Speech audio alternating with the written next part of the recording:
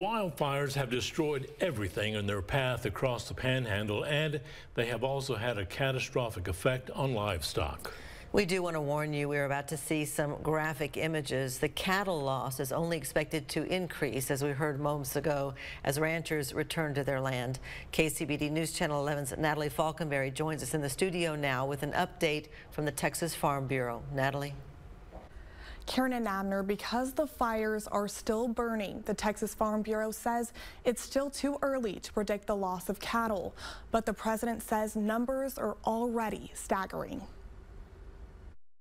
It's so early right now to really assess, quite frankly, how bad it is.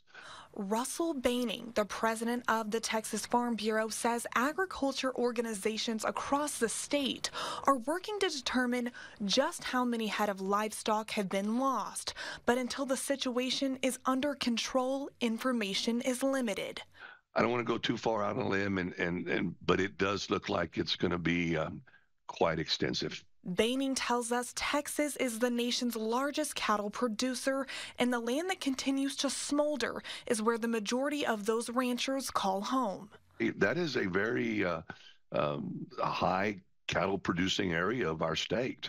There's a lot of folks that run cattle in those counties that are affected and have cattle. So, you know, it's a little bit, I guess I'll just use the word scary. It's a little bit scary to even think about what it could be. So, as first responders work day and night fighting multiple wildfires and resources pour into the state, Baining says the next feat is getting the remaining livestock to land that they can graze.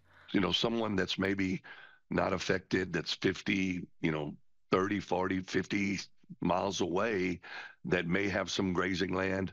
Agriculture is resilient.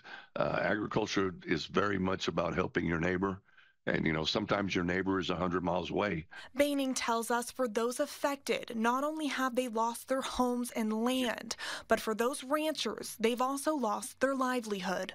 And normally, a lot of those type of things, for instance, cattle, fences, those are normally things that we don't insure.